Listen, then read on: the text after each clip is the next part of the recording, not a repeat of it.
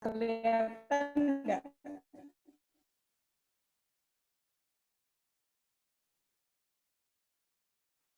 Gelap, Miss.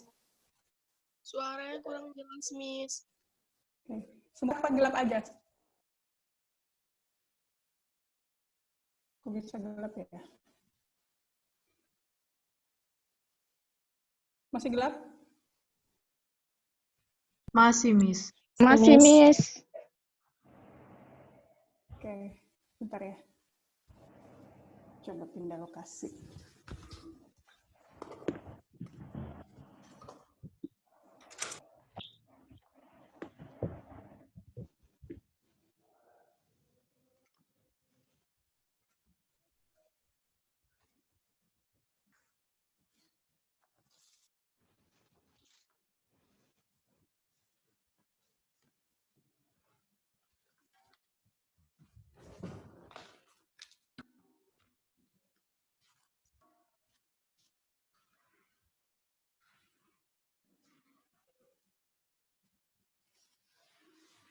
Udah lebih bagus apa belum?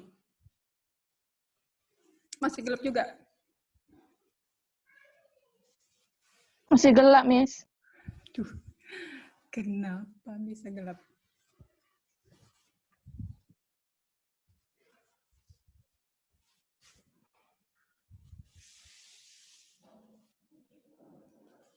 Oke. Saya mulai ya. Bismillahirrahmanirrahim. Assalamualaikum warahmatullahi wabarakatuh. Selamat pagi semuanya. Assalamualaikum warahmatullahi wabarakatuh, Miss. Pagi, Miss. Pagi. Pagi, Miss. Ketemu lagi sama saya, belum lupa kan? Pagi, Miss. Nanti saya saat pemaparan materi, siapa yang mau bertanya atau menyela, silahkan ya. Di bawah kan ada tombol reaction. Silahkan. Boleh kasih jempol, nanti di-unmute suaranya, dan silahkan bertanya. Yang saya sampaikan hari ini nanti kebanyakan teori. Semoga nggak bosen, makanya lebih perlu banyak diskusi nantinya. Oke? Oke, Miss. Nggak apa-apa ya, jangan takut-takut kalau misalnya memang perlu ngomong, unmute aja, ngomong langsung, oke? Nah, saya share screen dulu. Materi hari ini yang mau dipaparkan. Nah,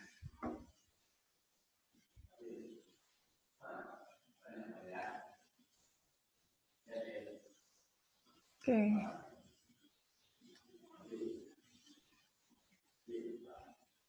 Kita kan dari pertama sudah ngomong grooming, sudah ngomong social etiquette, tapi penjelasan tentang etiket itu sendiri belum dibahas tuntas. Benar nggak?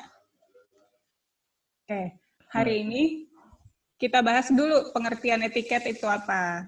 Nah, pengertian etiket adalah tata cara sopan santun yang secara umum diterapkan dalam pergaulan masyarakat. Pengertian lainnya adalah sarana yang menghubungkan perbedaan status sosial yang terdapat di dalam kehidupan masyarakat yang bersumber pada rasa hormat terhadap suatu status sosial tertentu. Jadi maksudnya gini, etiket nih aturan, tata cara kan sopan santun. Oke. Jadi misalnya saat di sekolah ada aturan sekolah, itu namanya etiket sekolah. Bersumber pada rasa hormat pada status sosial tertentu. Kalau di sekolah status sosial yang paling tinggi siapa? Coba. Kepala sekolah. Kepala sekolah, terus guru ya. Guru. Murid. Jadi yang membuat aturan tuh mereka. Nah, itu maksudnya ya. Bersumber pada rasa hormat terhadap suatu status sosial tertentu. Nah, pada masyarakat secara umum juga sama.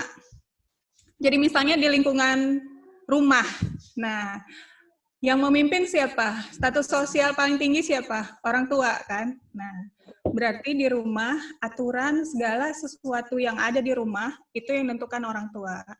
Jadi orang tua di sini sebagai status sosial paling tinggi, yang harus kalian hormatin dengan cara, ya itu tadi, mengikuti aturan yang ada, etiket yang ada. Paham? Sampai sini paham? Oke. Paham, Miss. Siap, paham, Miss. Jangan ini ya, jangan kaku, biarin aja, santai aja. Ya, Senyumnya Miss. tetap dijaga ya. Udah diajarin senyum kan? Sudah, Miss. Sudah, Miss. Miss. Oke. Nah, sekarang pengertian grooming. Dari kemarin kita ngomong grooming. Grooming itu apa sih? Nih, boleh dibaca. Siapa yang bahasa Inggrisnya jago? Gak ada yang ngaku.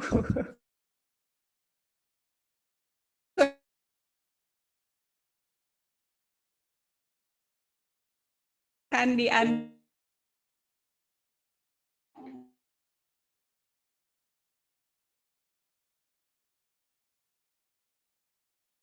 To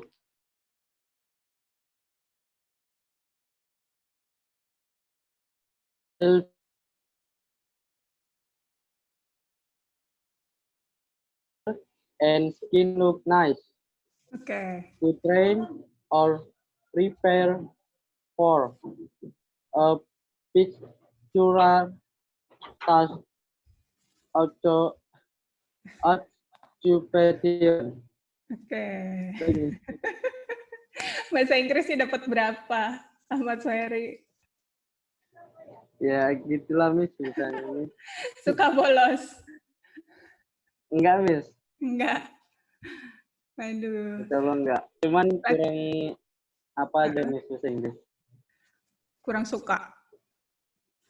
Kurang menguasai apa kurang suka? Kurang suka juga sih. Oke. Yang bahasa Inggrisnya 11-12 sama Ahmad Suhairi siapa aja? Coba angkat tangan. Saya mau tahu. Coba. Atau pencet ini tombol jempol biar bisa dilihat. Tahu kan tombol jempol yang di bawah? Saya mau lihat. Wah, Niko malah tepuk tangan. Oke. Oke. Yang lain nih yang nggak kasih jempol, pada pinter ya. Nanti saya suruh. Iman udah jago berarti bahasa Inggrisnya. Coba diulang lagi, Iman. Baca lagi. Silakan. Okay, Miss. Okay, Ya. Miss. Grooming refers to the things that people do to keep themselves clean and make their face, hair, and skin look nice. The train or people for the particular task occupation. Oke. Tepuk tangan buat Iman. Ya, lumayan ya bahasa Inggrisnya. Nah, sambilan saya mengingatkan, bahasa Inggris ini bakal jadi salah satu modal buat kalian. Terjun di dunia jasa penerbangan ini salah satu modal buat kalian. Jadi yang takut bahasa Inggris, yang takut salah ngomong, latihan dari sekarang, nggak pakai takut-takut ya. Jangan ragu-ragu. Bahasa Inggris itu karena memang bukan bahasanya kita, makanya kita kadang-kadang suka nggak pede mengucapkannya. Latihannya kan bisa macam-macam, bisa pakai Google Translate atau Google Voice atau apa. Banyak aplikasi yang bisa kalian pakai untuk belajar bahasa Inggris. Ya, nanti pertemuan selanjutnya lebih bagus lagi bahasanya. Jangan ini ya, khususnya Ahmad Suhairi saya tandain ya. Harus ada peningkatan. Oke. Saya ulang kembali lagi membacanya dan saya maknai nantinya. Grooming refers to the things that people do to keep themselves clean and make their face, hair, and skin look nice. To train or prepare for a particular task occupation. Nah, maksudnya apa? Grooming nih artinya dandan. Kalian kan udah diajarin dandan kan? Nah, grooming itu hal-hal yang dilakukan orang untuk membuat dirinya tetap bersih, membuat wajah, rambut, kulitnya terlihat bagus atau menarik.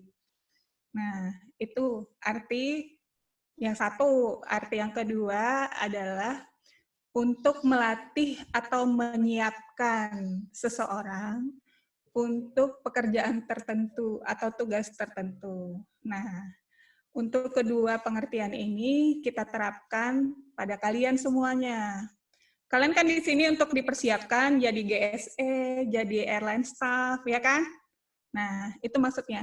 Jadi dipersiapkan secara fisik di sini. Grooming ini pengertiannya disiapkan secara fisik, penampilannya. Oke, ngerti ya? Nanti tugasnya banyak loh, harus ngerti. Jadi begitu nggak ngerti tanya ya. Oke, ini tadi yang saya artikan. Oke. Nah, tadi kan kita udah bahas etiket di awal. Nah, fungsi etiket tuh apa sih? Nah, ini ada 1, 2, 3, 4, 5 fungsi etiket. Nah, yang pertama, memiliki kepercayaan diri sendiri dalam pergaulan di segala lapisan masyarakat. Jadi, kalau kata pepatah orang Indonesia, masuk kandang kambing mengembik, masuk kandang macan mengaum. Pernah dengar? Pernah dengar nggak Amrizal? Pernah dengar? Amrizal bengong. Belum, Miss. Belum pernah. Nah, maksudnya pepatah itu adalah di mana atau pepatahnya satu lagi ini pasti kalian pernah dengar. Di mana bumi dipijak, di situ langit dijunjung. Itu pernah ya? Itu pernah dengar ya? Ya, maksudnya itu. Setiap lingkungan sosial yang berbeda bisa terjadi tuh beda etiketnya. Contohnya di Indonesia etiket makan misalnya di meja makan boleh pakai tangan, ya kan? Tapi nanti begitu kalian ke Eropa, kalian lagi duduk-duduk manis sarapan di Prancis sana, di Paris depan Menara Eiffel. Nah, kalian makan pakai tangan tuh bisa diketawain orang. Kenapa? Etiket di sana berbeda. Karena etiket di sana makannya harus pakai sendok garpu, pakai pisau misalnya. Nah, seperti itu. Atau saat kalian pergi ke Arab misalnya. Nah, di sana tuh sah-sah aja makan lesehan di lantai, angkat kaki sebelah, habis makan tangannya dijilatin satu-satu. Nah, ya. Jadi kalau kalian tahu etiket masing-masing di lapisan sosial masyarakat, pastinya juga bisa pede menjalani aturan dan kehidupan pada masyarakat tersebut. Dan nanti saat kalian bekerja, aturan yang dipakai dalam pergaulan itu adalah aturan internasional. Ya, jadi kalian harus kuasain, wah secara umum harus apa? Secara umum kalau menyapa orang misalnya, nah menyapa orang udah diajarin ya, harus apa? Pertama ngelihat mukanya. Kalau yang laki-laki, kalau lawannya perempuan misalnya, nah boleh nggak ngulurkan tangan untuk salaman, mengangguk saja boleh. Nah itu ya, seperti hal-hal seperti itu tuh. Terus saat berbicara, kalau secara umum harus tatap matanya, ya kan? Tatap muka orangnya. Karena kalau kita buang muka ke tempat lain, justru nanti orang merasa tidak dihargai, merasa tidak diperhatikan. Nah, sementara pada budaya-budaya tertentu di Indonesia juga, misalnya pada adat Jawa ya kalau nggak salah, kalau orang tua yang ngomong, kita nggak boleh ngelihat mukanya, justru harus nunduk ke bawah. Kalau ngelihat dituduh nantang. Nah, ini ya, ingat ya. Nah, terus yang kedua, fungsi etiket lainnya adalah terhindar dari kemungkinan menyinggung perasaan orang lain. Tadi itu, misalnya ngomong sama yang lebih tua, kebetulan ini Pak Raden yang dihadapin, terus kita nantang muka, liatin mukanya. maka dia akan tersinggung. Dia sebagai orang Jawa, lebih tua, diomongin, terus kita seperti menantang. Nah, ini bisa menyinggung perasaan. Nah, otomatis jika kita tahu etiket di mana kita berada, kita bakal jadi pribadi yang disenangi dalam pergaulan. Lalu mempunyai nilai kehormatan juga bagi diri sendiri. Dan nanti saat kalian memang dianggap sebagai orang yang punya etiket yang baik, tata krama yang baik, itu jadi nilai penunjang bagi kalian dalam pekerjaan untuk meningkatkan dan pengembangan karir. Bener kan? Coba deh bayangin. Ada satu anak yang songong, sombong, terus sama satu lagi yang baik budi, ngomongnya bagus, ramah. Kira-kira yang diambil untuk kerja yang mana, yang sombong atau yang baik? Yang baik, Miss. Yang baik, Miss. Sama, Miss. Karena itu memang aturan yang berlaku secara umum di Indonesia ini. Memang seperti itu ya. Oke. Nah, sebaliknya jika nggak punya etiket, yang terjadi adalah hal-hal ini. Dianggap tidak menghargai, dianggap tidak pantas dihargai, tidak punya kehormatan diri, bakal tersisih dari pergaulan, menyinggung orang lain, menimbulkan rasa canggung dan hilangnya percaya diri, lalu bisa susah untuk berkembang dalam karirnya. Nah, asal muasalnya etiket, berasal dari timbang rasa yang ada pada diri setiap manusia yang berasal dari akal dan budi yang sehat. Nah, misalnya aturan di rumah kalian keluar maghrib. Nah, timbang rasanya apa? Kalau keluar lewat maghrib, anak gadis, gelap-gelap, diculik orang, bahaya, segala macam ya. Atau dianggap nggak bagus nanti. Nah, berdasarkan itu, makanya orang tua kalian di rumah buat etiket itu, buat aturan tersebut.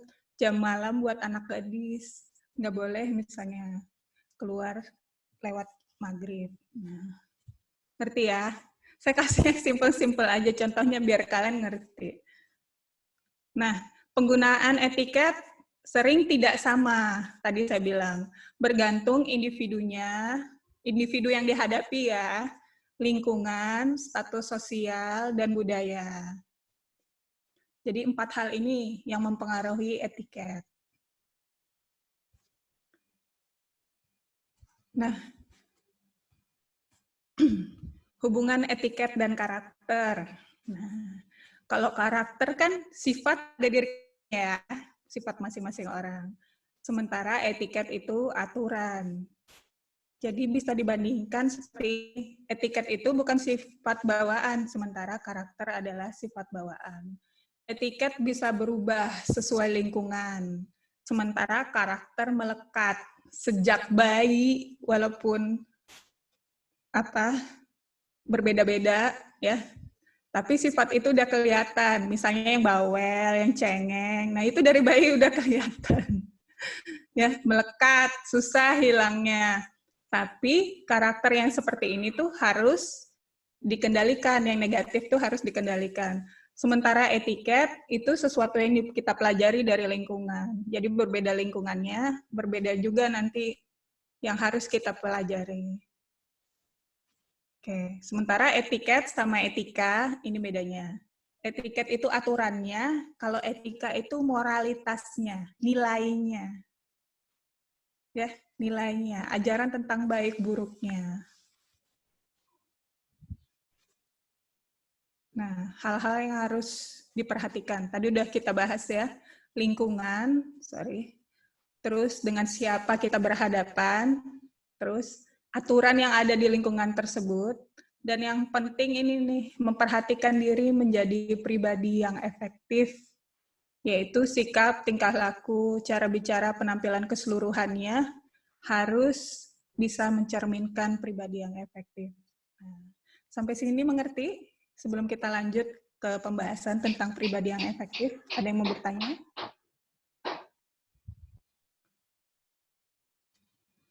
Silakan, kalau ada yang mau bertanya.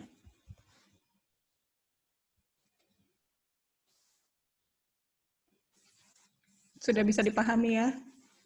Jadi nanti kalau saya suruh tugasnya silahkan jabarkan dengan kata-kata sendiri apa yang dimaksud dengan etiket, etika, grooming. Udah ngerti ya? Udah bisa ya? Udah punya pemahaman masing-masing ya? Miss Riz mau nanya, Miss. Iya, silakan. Gini, Miss. Kan kalau misalnya kita ngomong sama orang, kita tatap mukanya gitu kan, Miss. Nah, jadi kayak yang Miss bilang tadi, seandainya dia memang orang Jawa, dia taunya kalau misalnya kita natap ke dia itu, dianggapnya, dituduhnya kita itu nantang gitu kan, Miss. Sementara kita kan nggak tahu dia orang Jawa ataupun gimana, Miss. Jadi menurut Miss itu nyikapinya gimana? Oke. Terima kasih, Miss.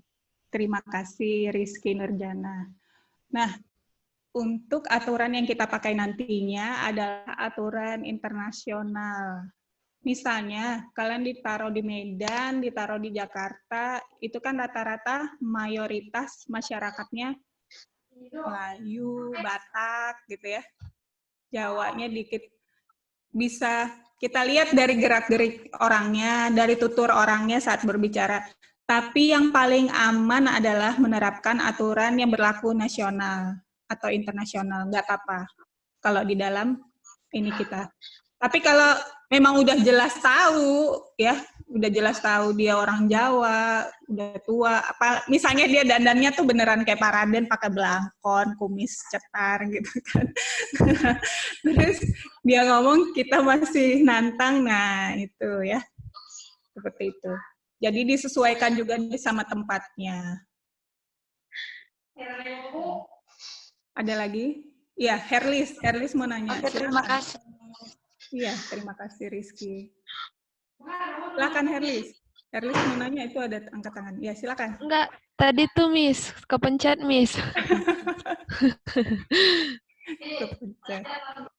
Ada lagi nggak yang angkat tangan? Oke, nggak ada ya? Kalau nggak ada, kita lanjutkan.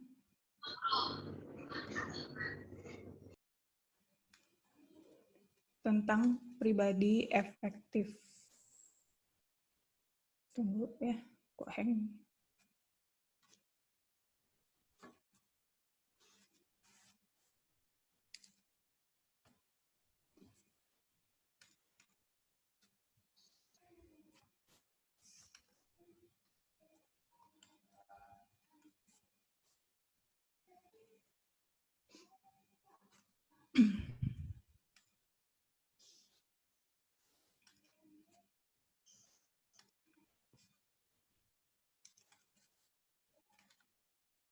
Oke, kelihatan ya.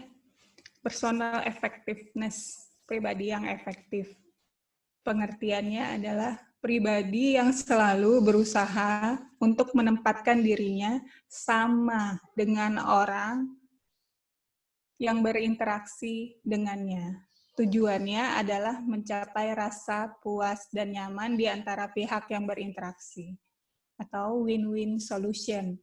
Anda senang, saya senang. Anda terpuaskan, saya juga merasa terpuaskan. Gimana caranya? Nih, kita bahas. Oke. Nih, langkah-langkah menuju pribadi efektif. Ada 4 hal yang utama. Yang pertama, berpikiran yang positif. Membuka diri terhadap kritikan dan siap melakukan perubahan yang positif.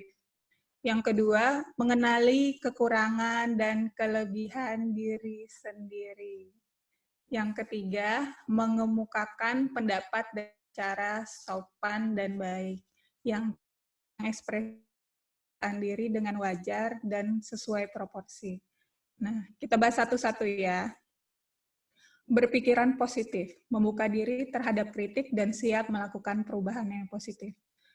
Misalnya, seperti tadi, saya suruh baca, terus ternyata ketahuan bahasa Inggrisnya kurang baik. Nah, orang yang berpikiran positif, dia akan berpikir seperti ini.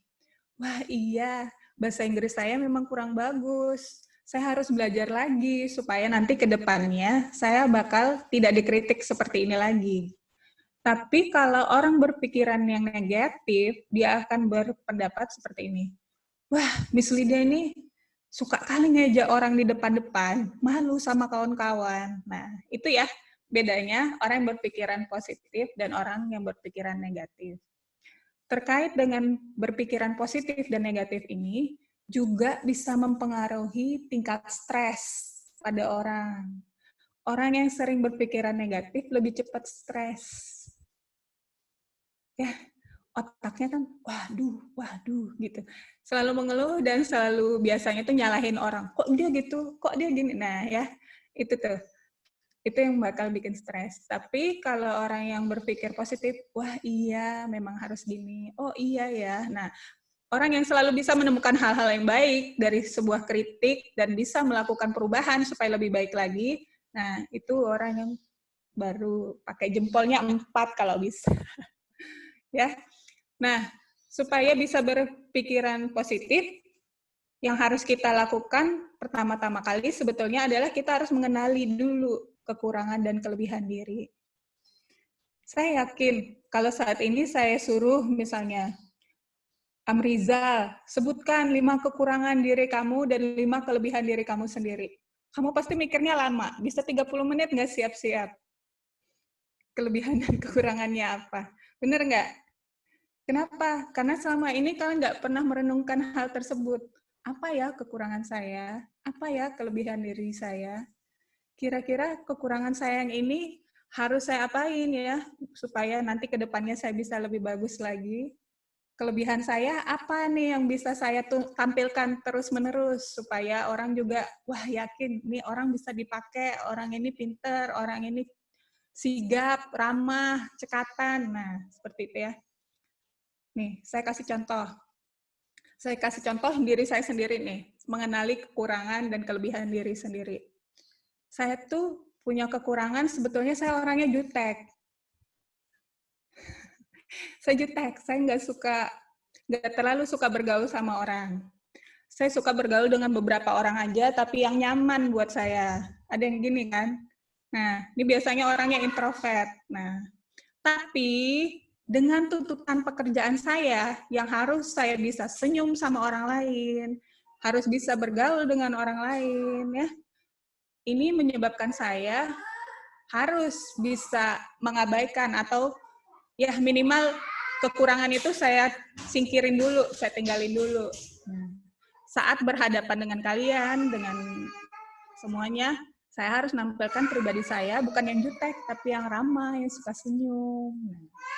Seperti itu. Jelas ya? Bentar ya. Jelas nih.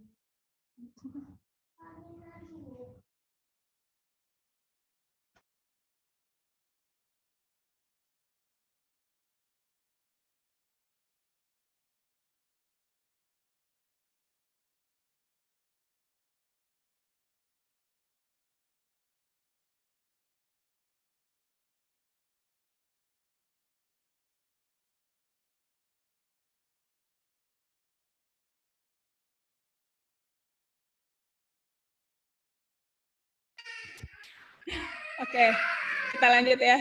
Yang ketiga, berani mengemukakan pendapat dengan cara yang sopan dan baik. Nah, caranya gimana? Nah, tadi kan kita sudah belajar etiket. Caranya seperti apa? Menyampaikan pendapat agar orangnya nggak tersinggung. Misal ya, kalau dulu itu ada kejadian misalnya bos ketahuan pacaran sama bawahan. Mau negurnya gimana? Coba. Kalau negur langsung, ih, Bapak kok pacaran sama kakak itu? Langsung besoknya bisa dipecat kan? Nah, akhirnya cara yang dilakukan untuk menegurnya gimana? Ya, tiap waktu itu ya, tiap si bapak dengan si kakak berdua-duaan ngikut di situ bersama beberapa teman. Jadi memutus kesempatan mereka dua-duaan. Secara nggak langsung, ya kan? Secara tidak langsung mau menyampaikan risih ngelihat bapak sama si kakak berdua, yuk biar nggak risih, bikin jadi sesuatu yang lebih publik, lebih rame, jangan nanti dilihat orang gimana gitu ya. Atau misalnya temennya, ini yang sering nih di anak SMP, anak SMA, temennya bawa ketek misalnya, bilanginnya gimana? Ada yang punya pengalaman nggak? Punya temennya basket, bau kalau basket sih masih nggak masalah ya, cuma basah aja, belum tentu bau. Tapi kalau udah bau, gimana cara bilangnya? Coba. Jauhi. Dijauhin. Oke. Kalau dijauhin kan belum tentu sopan, belum tentu baik. Gimana coba? Kasih tahu dia. Kasih taunya gimana? Kasih taunya dibilang lah pelan-pelan gitu. Dibilangin pelan-pelan. Iya. Dan gimana? Coba Hari Rizky bilangnya gimana? Ya. Payah juga sih, Miss. Bilangin pelan-pelannya gimana? Bilangin kayak gini aja, Miss. Nah, gimana? Kamu pakai deodoran apa? Gitu aja. Ditanya deodoran merek apa? Atau ditanya, kamu mandi 1 hari berapa kali? Gitu. Nah, boleh ya. Misalnya, boleh dengan cara nggak langsung misalnya. Waduh, aku kok rasanya udah bau kali, bilang gitu kan. Biar dia juga hirup gitu. Kita pura-pura cium badan sendiri, terus biar dia cium juga badan dia sendiri. Mabuk apa pingsan apa enggak. Tapi kalau yang udah biasa ya sama bau badannya sendiri, nah ini yang susah dibilangin. Sarannya biasanya malah kasih hadiah. Kasih hadiah itu paket sabun mandi sama deodoran. Ini bisa nih. Jadi kalau ulang tahun, bilang, aku nggak tahu mau kasih apa lagi, cuma ini yang ada di rumah. Nggak apa-apa lah ya, terima ya. Nah, nanti kan dia mikir sendiri. Atau apa ya, boleh dikasih lihat iklan-iklan misalnya. Wah, iklan itu gimana? Terus, cewek itu wangi kali. Abang dia tapi naksirnya sama abang itu pun wangi kan. Jadi kalau dia naksir sama cewek itu juga kan otomatis dia harus berubah supaya wangi kayak abang yang ditaksir si cewek itu. Terus yang keempat, mengekspresikan perasaan diri dengan wajar dan sesuai proporsi. Maksudnya mengekspresikan perasaan diri ini saat kita sedih, saat kita senang, saat kita marah, atau emosi-emosi yang lain ya, tetap harus tampil tidak berlebihan. Jadi kalau nangis, ya udah nangis sekedarnya aja. Jangan sampai meraung-raung, guling-guling di lantai misalnya ya kan. Nggak sesuai sama umur kita lagi. Kecuali yang nangis seperti itu tuh anak TK, masih guling-guling di lantai, nah itu masih wajar. Ya. Atau misalnya kalian baru diputusin pacar kalian tadi malam, terus masuk di kelas ini, terus mukanya sembab, matanya bengkak, terus bentar-bentar masih nangis-nangis, sungguhkan. Nah, itu juga termasuk tidak wajar, tidak sesuai proporsinya. Nangisnya sekedar aja. Udah nangis, puasin tadi malam, pagi ini harus bisa senyum lagi. Seperti itu. Oke. Selanjutnya, nah, ini tadi yang saya bilang ya, implementasi pribadi efektif tidak akan pernah lepas dari pemahaman dan penerapan terhadap etiket yang berlaku sesuai dengan keberadaan kita, sehingga dapat dianggap sebagai orang yang well educated, terpelajar, dan dihargai oleh lingkungan di mana dia berada. Nah, makanya tadi kita bahas etiket duluan. Nah, tetap pribadi yang efektif, tahu etiket, tahu bagaimana memperlakukan orang lain seperti apa orang tersebut mau diperlakukan. Bisa ginilah, contoh paling gampang. Kalau nggak suka dicubit, nggak suka dihina orang, ya kan? Nggak suka dipukul orang tiba-tiba, kan? Ya, jangan lakukan itu. Tidak suka dihina orang, maka berbicaralah dengan baik pada orang lain. Berbicaralah dengan santun pada orang lain. Oke.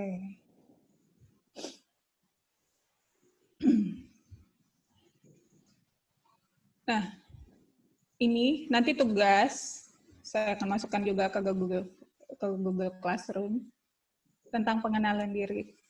Masing-masing kalian nanti diminta menuliskan 10 kelebihan diri dan juga 10 kekurangan diri.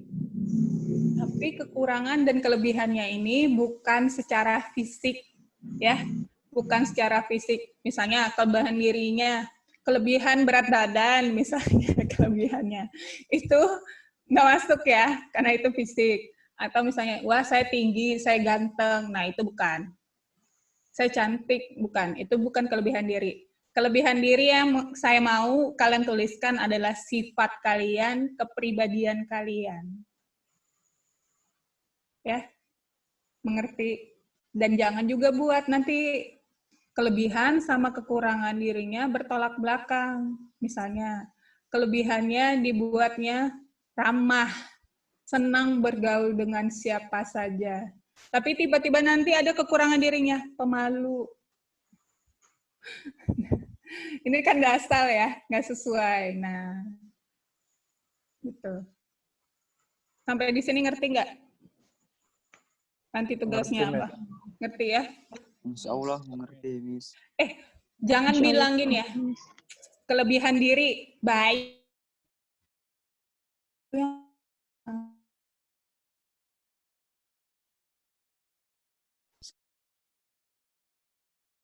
Cara yang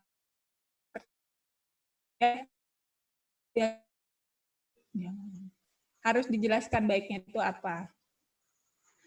Nah, ini nanti terkait juga pengenalan diri ini, kekurangan dan kelebihan diri nanti dengan psikotes. Saat wawancara kerja, nih, kalian harus bisa ditanyain nanti. Coba Anda jelaskan kelebihan diri Anda apa saja sebagai pertimbangan kami untuk menerima Anda bekerja di sini. Nah, kalau kita belum ngerti, belum tahu, belum punya persiapan, bisa entah apa-apa yang dijawabkan. Nah, makanya dari sekarang, nih, tugas utamanya adalah mengenali diri sendiri. Tulis benar-benar berdasarkan diri kalian. Gak usah nyontek temennya. Karena setiap orang kan pribadinya berbeda. Kelebihan yang kalian miliki satu sama lain tuh nggak bakal sama, pasti beda. Ya. Miss, mau nanya, Miss. Iya, silakan. Kalau masuk kerja itu emang pakai tes psikotes lagi gitu, Miss? Iya. Jadi tergantung ya, tergantung sistem rekrutmennya seperti apa. Kalau yang secara umum, pertama sekali kita akan masukin berkas dulu. Nah, saat lulus seleksi berkas, baru masuk ke tahap berikutnya. Misalnya yang paling umum, misalnya tahap tes pengetahuan umum dan tes bahasa Inggris, misalnya. Nah, kalau sudah lulus ini, baru masuk ke tahap selanjutnya, yaitu tahap psikotes. Baru di situ diujikan. Nah, kalau sudah lulus, baru masuk ke wawancara. Tapi ada juga yang ini nih, yang tes tertulis tadi pengetahuan umum bahasa Inggris sama psikotes dilewatin. Dia langsung dari berkas langsung wawancara. Nah, ya, ada berbeda-beda tergantung perusahaannya masing-masing. Tapi yang normal 1, 2, 3, 4 tadi berkas, tes tertulis, wawasan umum dan bahasa Inggris misalnya, psikotes, wawancara, baru terakhir nanti yang kelima adalah tes kesehatan. Biasanya seperti itu. Ya, tapi masing-masing perusahaan biasanya punya kebijakan masing-masing. Berbeda-beda juga. Ada yang pas dengan 5 tahap tersebut, ada yang bisa di-cut jadi 2 tadi aja, seperti saya bilang. Dari masukin berkas, langsung ke wawancara. Nanti kita bahas di wawancara itu harus ngapain, harus apa yang dilakukan, nanti kita bahas. Oke, ada lagi pertanyaan? Silakan. Saya Miss. Iya, silakan. Tadi kan Miss bilang kalau kita tidak mau dihina jangan. Saya pengalaman nih Miss. Saya ngomong santun, seenak-enaknya sama saya gitu. Gimana Miss? Nah, Kasih Miss. terima kasih. Nah, kalau seperti itu, yang penting kitanya sudah berusaha menampilkan diri yang terbaik. Kalau orang tersebut malah bertindak seperti itu, berarti dunia juga bisa lihat, orang lain juga bisa lihat. Yang tidak beretika siapa? Yang tidak punya kepribadian yang baik yang mana? Otomatis nanti kan orang-orang yang seperti ini bakal tersingkir dari pergaulan. Mungkin saat SMA ya, kita baik-baik sama orang, tapi orang ngomongnya songong, terus kita dibully, diapain segala macam. Nah, biasanya orang yang ngomong ketus, orang yang ngomong kasar pada orang lain, ini rata-rata adalah orang yang stres, orang yang frustasi pada kehidupannya sendiri. Tuh, sehingga dia ngelampiaskannya kepada orang lain. Nah, jadilah kamu di situ jadi korban misalnya ya saat itu ya. Nah, tugasnya apa tadi? Nah, mengenali orang tersebut, mencoba memahami, wah kenapa ya dia begitu? Nah, coba memahami alasan orang. Kalau udah memahami alasan, terus kita bisa maklum, otomatis kita nanti bisa berpikir lebih positif. Itu bakal lebih bagus buat kita. Ya, jadi kalau kita berlaku baik, orang perlakukan kita buruk, terus berlaku baik, jangan balas. Jangan balas dengan buruk, enggak. Karena kita nunjukin juga level kita di atas, level dia di bawah. Kalau kita nurunin level kita, berbuat sama seperti dia, kita apa bedanya dengan dia? Ya, ngerti ya Herlis ya? Okay. Mengerti Miss, terima kasih Miss. Ya, semoga bisa diterapkan. Yang lain gimana? Ada pertanyaan?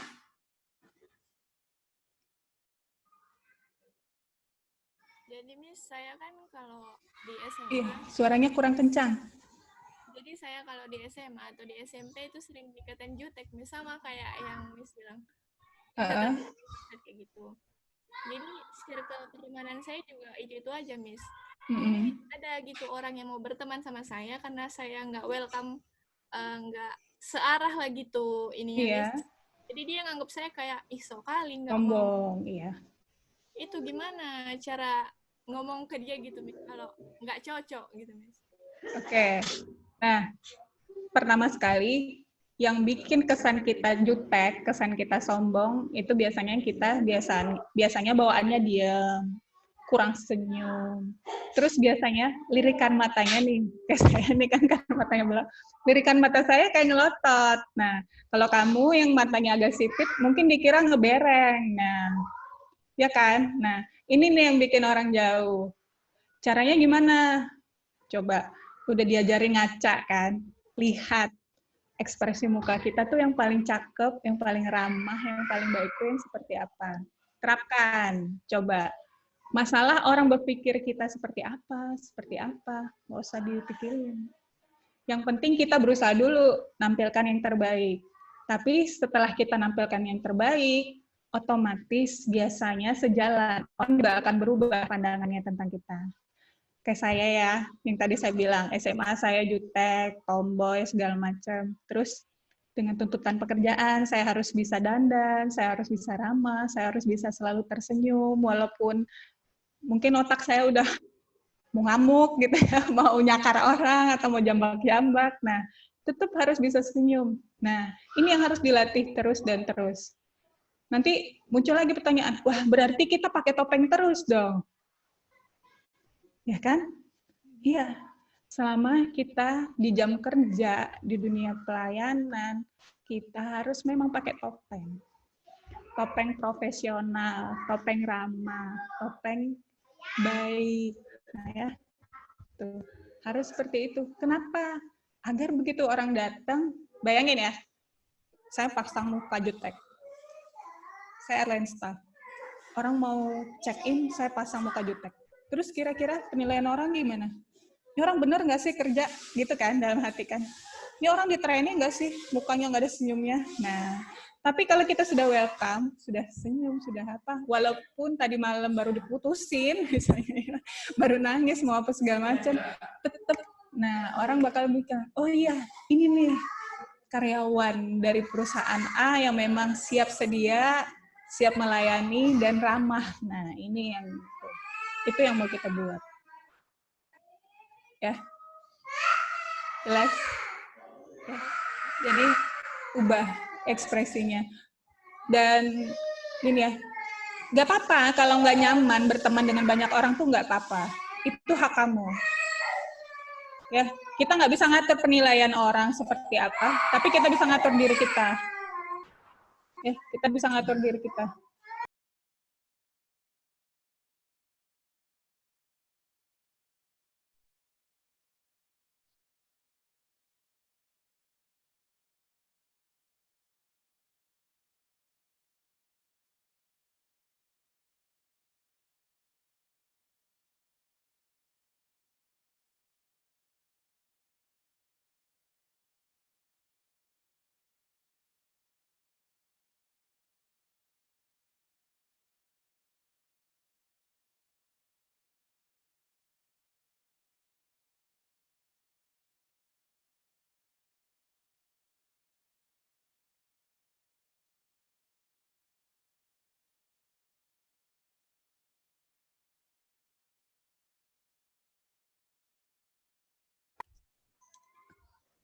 Sorry ya. Oke. Selanjutnya. Nah, nanti kita setelah kalian tahu kekurangan kelebihan diri kalian, kita berkembang lagi ke ini, namanya jendela Johari. Kok dibilang jendela Johari? Nah, yang menciptakan adalah Joe and Harry. Ya, dua orang sahabat menciptakan teori. Tentang apa? Tentang sisi kepribadian manusia. Ada 4 sisi kepribadian manusia. Yang pertama, open self. Saya tahu, orang tahu. Ini yang kelihatan sama orang. Kayak tadi tuh. Saya tahu saya jutek. Orang juga menilai saya jutek. Nah, itu berarti bagian open self saya. Blind self-nya, saya tidak tahu, orang tahu. Misal, selama ini saya beranggapan saya ramah, tapi ada orang yang bilang saya sombong. Saya nggak tahu dibilangin sombong. Nah, itu masuk ke blind self. Yang orang sangka tentang kita, tapi kita nggak nyangka orang itu berpikir seperti itu tentang kita. Oke. Terus, ada hidden self. Kalau hidden self ini, saya tahu, ya, tapi orang lain nggak tahu. Memang saya nggak tampilkan ke orang lain. Kayak tadi tuh. Saya nggak nyaman berteman dengan banyak orang, tapi orang nggak tahu. Itu saya keep sendiri. Nah, tapi begitu orang itu masuk dekat ke saya, tahu dia, wah ternyata temenan sama dia itu nggak bisa sembarangan, dia harus yang nyaman baru bisa temenan sama dia. Nah, kalau hal itu sama-sama diketahui, yang dari hidden self tadi bakal pindah ke open self. Sama, yang di blind self tadi juga, saat kita nggak tahu kita dikatain sombong sama orang, terus tiba-tiba orang itu datangin kita, terus dia bilang, sombong kali lah kau, belagu kali kau, misalnya ya, dia ngomong gitu. Kita baru jadi refleksi, wah, aku sombong di mananya, ya. Nah, setelah itu terbuka, terkuak, nah barulah pindah juga ke open self. Jadi orang yang efektif, pribadi yang efektif tadi adalah yang open self-nya banyak, open self-nya lebih besar dibandingkan yang lain-lain. Nah, sementara unknown self ini adalah, saya tidak tahu, orang juga tidak tahu. Ini hanya Tuhan yang tahu. Kok bisa tapi masuk di sini? Iya, contoh ya, kemampuan-kemampuan dalam diri kita. Misal, kita nggak tahu nih, kita bisa lompat pagar 2 meter. Selama ini kita males kalau disuruh lari, suruh lompat, suruh apa.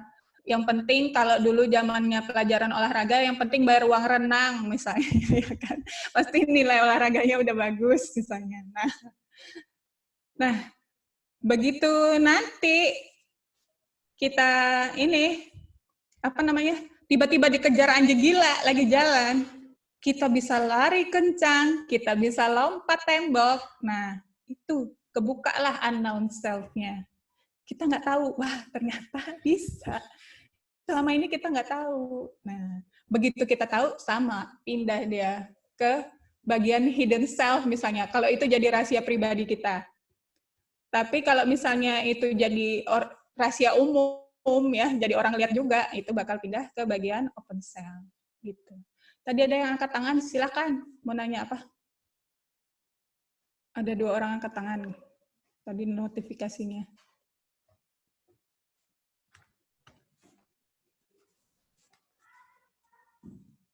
Silakan.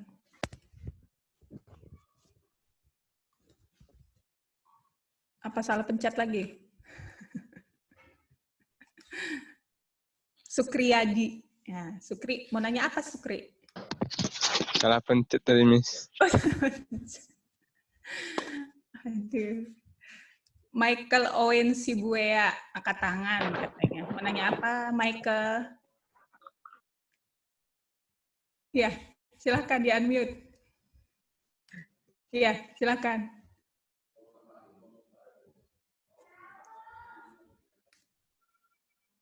Iya, silakan.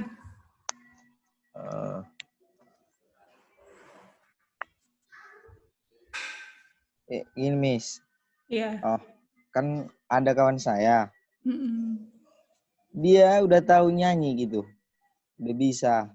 Tapi pas disuruh nyanyi, dia gak mau. Kalau orang udah tahu dia pintar nyanyi. Tapi kenapa dia gak mau? Maksudnya itu masuk dalam kategori Miss. Oke.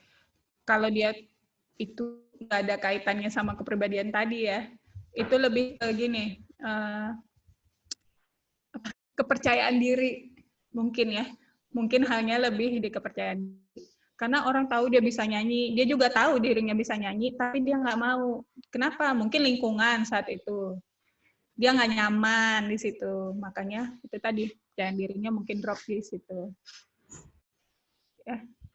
Oke. Siapa lagi mau bertanya sebelum saya menjelaskan tugas lebih lanjut? Akan ada 2 tugas nantinya, sampai hari Senin atau hari Selasa nanti kita bertemu lagi. Tugas pribadi dan tugas individu. Individu pribadi sama. Tugas kelompok maksud saya. Ini kalian udah saling kenal belum? Punya grup sendiri nggak? Udah dikasih, Miss. Udah? Sering? Nggak dikasih. Hah? Nggak dikasih buat grup. Oke, nggak dikasih buat grup, iya. Tapi nanti untuk tugas kelompok bisa, tapi susah ya, karena kalian belum saling kenal.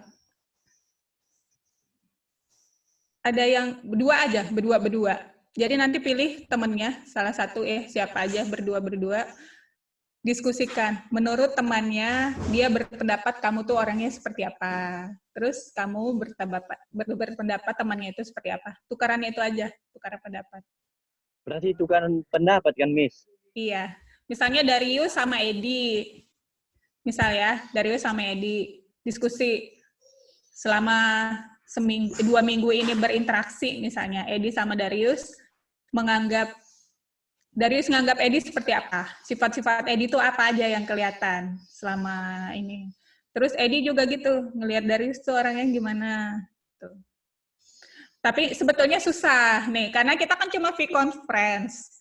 Tidak langsung bertatap muka langsung, tidak langsung bergaul langsung. Pasti beda interaksinya. Nah, sedapatnya aja. Minimal nanti harus ada 5 hal kalian bahas tentang temannya. Ya, kekurangan kelebihannya apa gitu, atau ya apa yang harus diperbaiki dari temannya. Itu kapan tugasnya dikumpul, Miss? Tugasnya dikumpul nanti Senin. Dari Google Class kan, Miss? Iya, di Google Class. Nanti saya buat dulu ininya, tag tugasnya, baru dimasukin di situ, disubmit di situ. Diketik aja, nggak usah difoto-foto, diketik aja jawabannya apa, sifat temennya apa. Sama kekurangan kelebihan juga gitu. Ketik aja di situ, kekurangannya 10, kelebihannya 10 dari masing-masing orang. Nggak usah ditulis, difoto nggak usah. Ya, dikirim aja.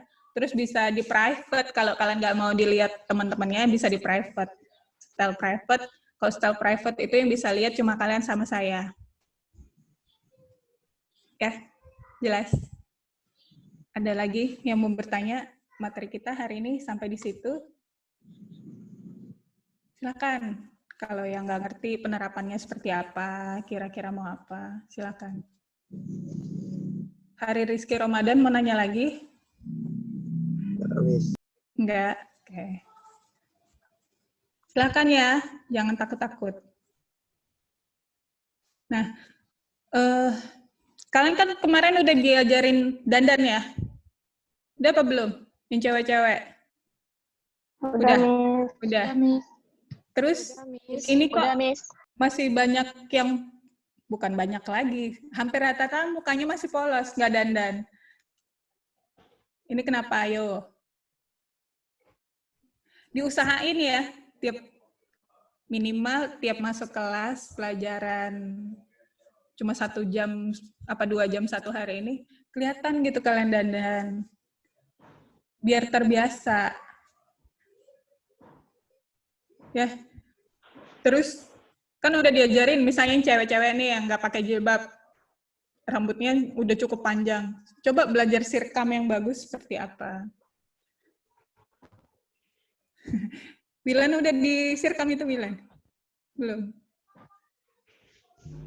Lagi belajar-belajar. Oke, belajar-belajar. Boleh ditinggiin lagi ya, biar ini. Saya mau ngajarin sirkam agak susah, karena ini kelasnya campur. Ya. Jadi nggak mungkin saya buka jilbab, ngajarin pakai ini langsung, nggak. Tapi di YouTube tuh banyak caranya. Bahkan di TikTok sekarang kalau kalian rajin nonton, banyak yang ini. Cara-cara sanggul ala-ala pramugari Garuda itu seperti apa. Nah, bikin sirkam itu seperti apa. Bisa dilihat, dicontoh, dipraktekkan. Makeup saya yakin anak zaman now tuh nggak ada yang nggak tahu makeup. Pasti tahu makeupan semua. Ya. Jadi, silakan dandan. Biar kelihatan, biar rapi. Jadi, dan terbiasa. Kalau dulu tuh kelas yang tatap muka, mereka justru nanti karena terbiasa dandan terus, begitu nanti mau ke pasar aja atau mau beli sarapan aja, nggak dandan nggak enak. Iya. Karena terbiasa itu dandan, rapi, ini segala macam. Nah, jadi kalau juga coba latihan seperti itu ya. Latihan dandan. Dan dipraktekkan, ditampilkan. Terus buat yang laki-laki juga sama, tetap dijaga kesehatan muka. Kalau ada yang jerawatan, ada yang segala macam. Nah, boleh bikin catatan. Nanti saya kasih tipsnya supaya nggak jerawatan, supaya mukanya lebih cerah. Gimana ngilangin luka, misalnya ya. Nah, buat aja catatan dulu sekarang. Nanti pertemuan selanjutnya silakan boleh ditanyakan. Oke.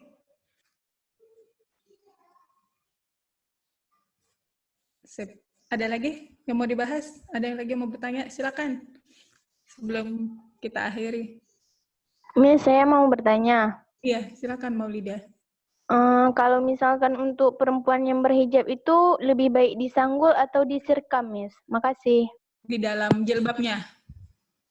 Ya, diikat biasa aja. Senyamannya kamu. Ya, enggak.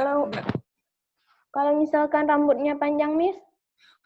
Kalau rambutnya panjang, lebih aman itu disanggul. Jadi pas dia dudukannya di belakang. Kan tinggal diputar, di ini. Kalau disirkam justru nanti atasnya ini naik kalau yang pakai jilbab.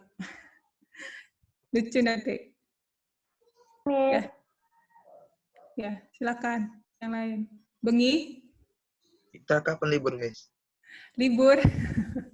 Libur tanya sama Mas Faris. Ayo. Ya, libur tanya sama Mas Faris. Saya mau nanya, Miss. Iya, silakan. Kalau buat cowok, Miss, kalau sabun pencuci mukanya cocoknya merek apa, Miss? Wah, Kalau merek tergantung ya, saya nggak bisa nyaranin merek tertentu karena saya nggak di-endorse sama merek tertentu. Tapi kalau sabun muka untuk pria, pilih yang memang untuk pria boleh, atau karena laki-laki itu mukanya lebih cenderung berminyak, dan nanti di sabunnya itu ada untuk kulit berminyak misalnya, itu boleh dipilih.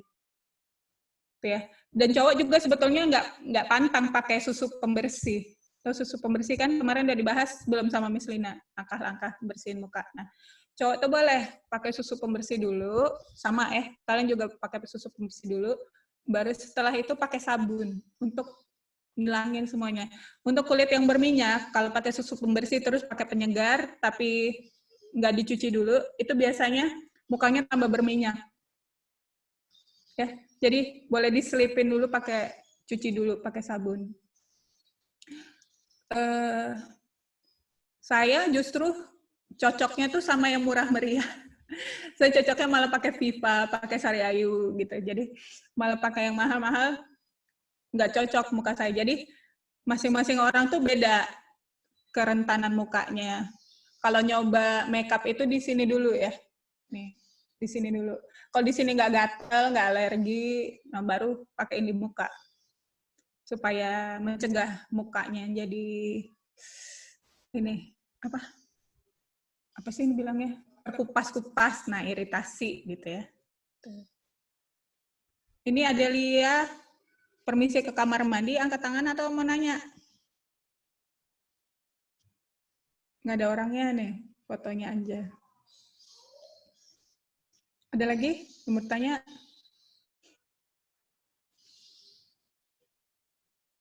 Latihan senyum ya, ini mukanya pada jutek-jutek nih Mas. Belum senyum bahagia. Saya mau nanya, Miss. Iya, silakan. Itu psikotesnya gimana, Miss? Psikotes gimana dia gitu? Kalau psikotes, nanti kita bahas di materi mata kuliah psikotes. Nanti insya Allah saya yang bawa.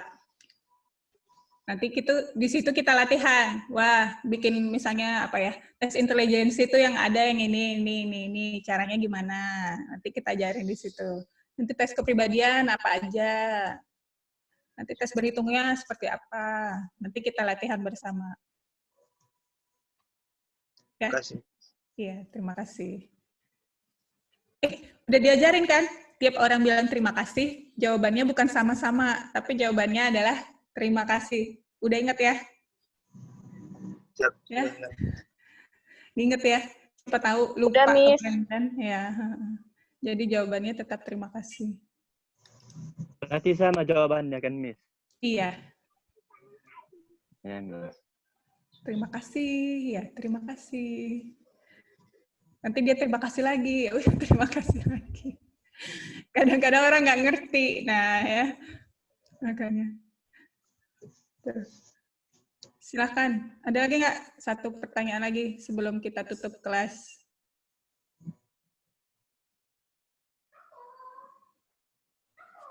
Ketua kelas sudah diangkat belum? Belum. Sudah, Miss. Siapa ketua kelasnya? Tapi untuk sementara, Miss. Iya, ketua kelas sementara siapa? Saya, Miss Amrizal. Amrizal. Oke. Diangkat kemana itu, Miss? Oke. Silahkan sebelum nutup kelas hari ini, Amrizal boleh dipimpin doa teman-temannya. Silakan. Terima kasih. Baiklah, sebelum mengakhiri pembelajaran pada hari ini, alangkah baiknya kita berdoa menurut agama dan kepercayaan masing-masing. Berdoa dimulai.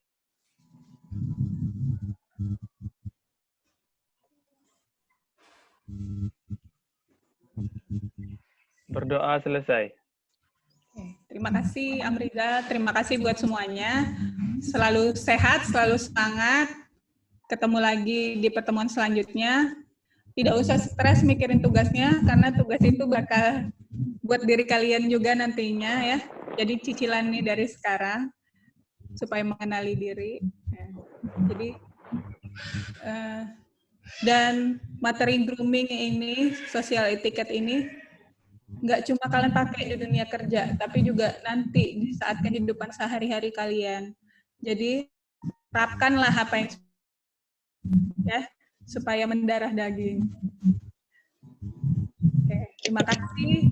Demikian dari saya hari ini. Assalamualaikum warahmatullahi wabarakatuh. Selamat pagi semuanya. Waalaikumsalam warahmatullahi wabarakatuh. Terima kasih, Miss. Terima kasih, Miss. Ya.